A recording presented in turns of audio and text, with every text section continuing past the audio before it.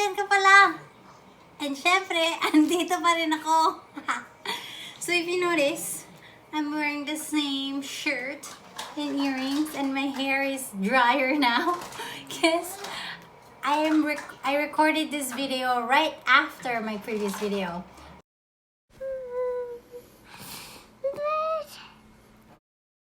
Because I've been getting these questions about my preferred way of propagating HOYA cuttings, or basically just cuttings of plants, obviously. And I think I should just address it, because if you did watch my previous video, and if you haven't, I'm gonna do that. I think it's gonna be over here, like those card thing of my previous video where I received a lot. Like, I'm telling you, a lot. You have to see that video. It's kind of longer than this.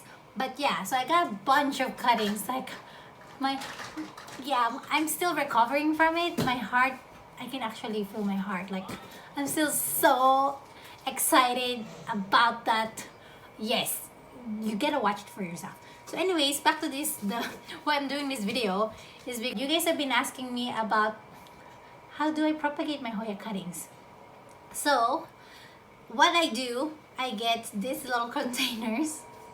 If you haven't found out, I'm a cardiovascular nurse and we deal with open heart patients, blah blah blah, and I get to get a hold of this bottle because there's our bottles for Offermep or Tylenol IV, which we use for post-op pain medication, and also Propofol.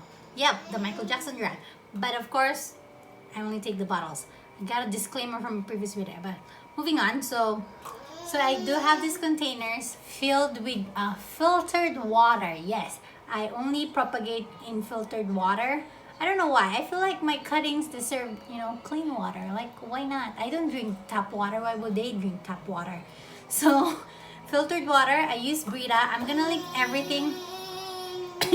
I'm gonna link everything down below in the description. And so, my container filtered water. And at the same time, I do have this, I do have this Bonite or Bontone, the second rooting powder, if you can see this. And of course, a HOYA cutting or a plant cutting right here. So we're gonna use this HOYA erythrostema, something BG. And I love that she put an arrow to tell me which is up and down, because yeah, you do want to know. Again, I mentioned this in my previous video. You do want to know which part is the bottom half, because you don't want to have roots at the top and then your plant's gonna grow that way. It's kind of, well, maybe you can do an upside down hanging planter. Anyways, we're doing it the normal way. Okay, the up is the up, the down is the down. So what I do, I wet the bottom, the part that I'm gonna stick in water, because I want the rooting hormone to adhere to that part of the stem. And you don't have to do the way I'm doing, but I know I'm the only one using this hormone thingy. So I just stick it there. You can also obviously put it on a plate, on a tissue paper, and then rub around that rooting hormone there. And there's that. And that's Jill. And then you stick it in there. But in this case, of course, you can amend it, like it's too long. So what I'm gonna do, I'm gonna get this flexible tie, which I got from, what do you call that? Dollar store. Yeah, everything dollar store. And a flexible tie or a plant tie, whatever you can do, like gardening tie. And I just get a skewer, but this one might rot, so be mindful of that. I stick it in there, and then I use it to support the plant, so it doesn't tumble over. And that's that. Now I'm gonna take you to our bedroom. But also, let me know actually if you wanna see a houseplant tour. Yeah, because I haven't done lately. Yeah, if you wanna see, like this video and also comment down below. And I would do that. I would actually clean our house so I can do that. It's my husband who cleaned the house. So I'm gonna take you over there. So we do have, so I have a 5-tier bookcase of plants. There should be a plant case. So yeah, so there's this bookcase that I put all my plants on. And at the bottom tier, I do have a heating mat. I also link down below the heating mat link if you want to get that. And so I put it directly. So I put the bottle directly on top of the heating mat. And obviously, if you're gonna use it on a like a cool surface, put a towel underneath it so like your heating mat doesn't work extra hard. Because cool surface and then heating mat, it kind of defeating the purpose. You're making it work extra hard. So anyways, going back, so mine is a book shelving. I mean wood. It's made out of wood, so it's okay. So it doesn't really get cold or hot. Who knows? But not like a cement or something like that. So I put the bottle directly on top of the mat, and then it is located against an east-facing glass door. It is a sliding door, but because we can see our neighbors from across, and I'm sure they can see from their place down to us, that's why I got that plant case. I like that plant case there, like so it can cover, but at the same time I can look at it pretty, like it's a nice sight to look at. So, at least for me, I don't know about my husband, but yeah. And so it gets the morning light, and when a little bit of afternoon light when the sun goes up, like noontime, 1 o'clock, and by around 3 or 4, since we do have that building right next to us, the afternoon sun actually reflects to the building, like to the windows of the neighbors, and the plants get another like few minutes, like an hour, 30 minutes to an hour of sun again. And after that, I do have my grow lights, of course, and they're on a timer. I'm gonna link it as well here. And yeah, I basically just leave it on until it's time for us to go to sleep. So that's how I root my Hoya cuttings. So, tara! Halika na! So this is the bookcase that I was talking about.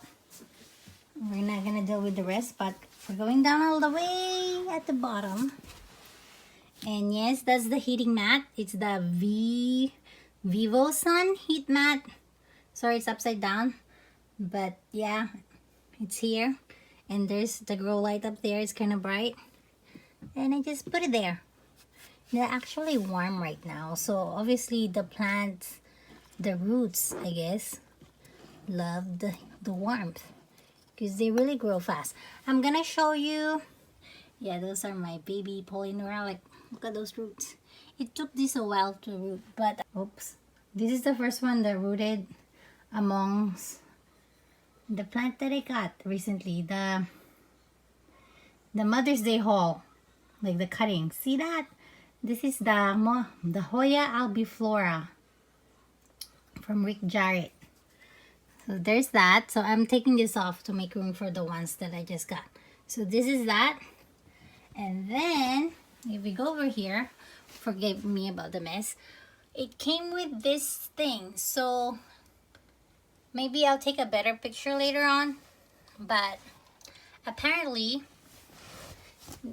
plants root better when it's around 77. So right now it's trying to heat up because the sensor, which is this, is sensing 72.6 and it's gonna try to reach 77. So you can see here. Oh, can you see? I don't know if you can see. Heating. So it is heating because it's trying to increase the temperature. And at the same time, just like what I said, my grow lights are on a timer. This is that. So you can actually pair it up with your Wi-Fi and then control it with your phone and a timer. And over here, I do have this. It's empty. I need to put water. And I turned this off because it can be bright. Yeah, 64 degrees here right now. So let's turn that off again. Off. Why won't it off? I guess it won't off. But yeah, there's that Air Innovations. Because it's too, yeah, I like it, but I need to refill it with water. So there's our propagation. So I hope I answered that question. And if it's not clear, do comment down below and I'll try to answer your question one by one. And yes, I hope you learned something. And happy growing, happy propagating. Let's root for those Hoyas to root, or philodendrons, or whatever plants you're trying to propagate at this time around. And I highly encourage for you to take advantage of this time of the year because it's warm. So even without the heating mat, they will root faster in comparison to cooler months. Because that's nature. Spring, right? Spring is in the air. Thumbelina song. And again, if you haven't been following us, our handle is up here at Julian's_plant_corner. Follow us there. And may you always be blessed.